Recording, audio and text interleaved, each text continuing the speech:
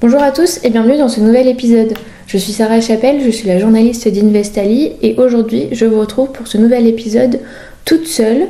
J'ai décidé de vous parler aujourd'hui des ETF qui ferment pour vous donner les clés de compréhension parce que parfois ça arrive.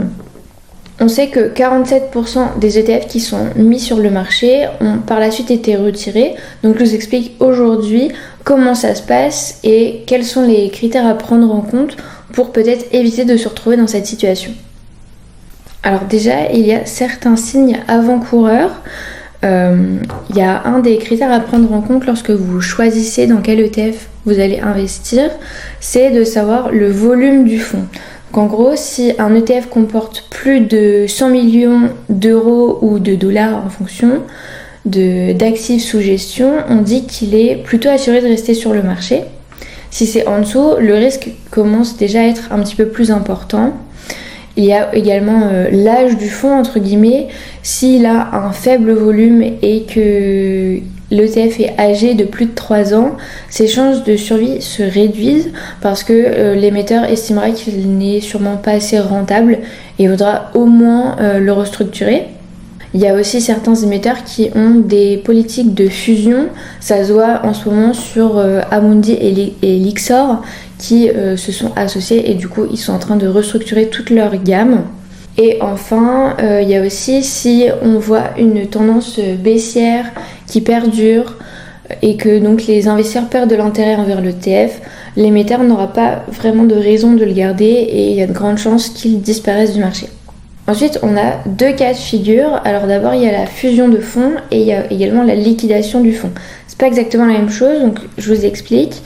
Donc pour la fusion, l'émetteur il regroupe plusieurs ETF qui ont la même thématique, la même zone géographique et pour en fait unir leurs forces et comme ça on peut retrouver un petit peu un regain d'intérêt de la part des investisseurs dessus.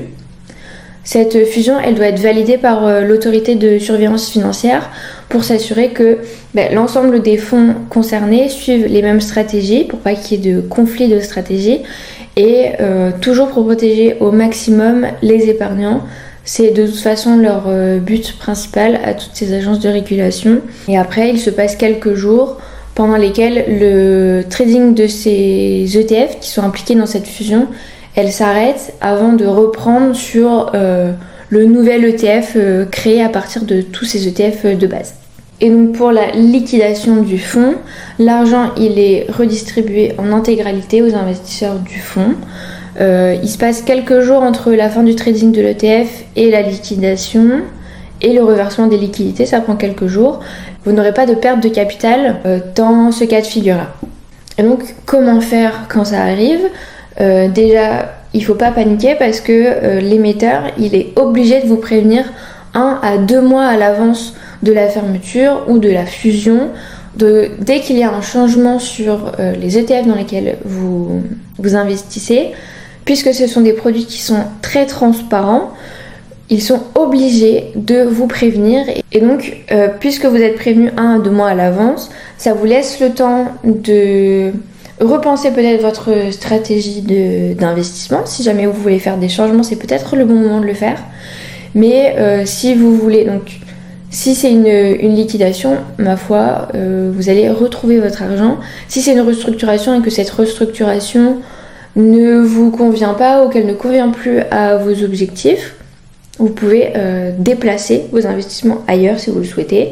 Et après, en fonction, c'est au cas par cas, en fonction des dividendes, tendance haussière, tendance baissière. Sinon, vous pouvez aussi attendre la fermeture officielle du fonds et récolter les liquidités équivalentes à la valeur des avoirs au jour de la liquidation. C'est important à savoir, c'est le jour de la liquidation et pas à la valeur du dernier jour de bourse. Voilà, c'est la seule différence. Si vous obtenez des dividendes suite à la liquidation d'un ETF, la fiscalité s'appliquera comme d'habitude. Voilà pour ce court épisode. J'espère que ces précisions peuvent vous rassurer si jamais vous avez déjà été dans ce cas de figure. Et si jamais vous avez d'autres questions, n'hésitez pas à nous contacter. On pourra y répondre en podcast ou en article. Et surtout, n'oubliez pas de toujours réfléchir à votre investissement. Ça peut être le bon moment de repenser votre investissement, vos stratégies d'investissement. N'oubliez pas de toujours prendre en compte vos objectifs et votre profil, c'est le plus important. Même s'ils sont à court terme, cela reste des objectifs et ils sont tous louables. On se retrouve prochainement pour un nouvel épisode. Au revoir!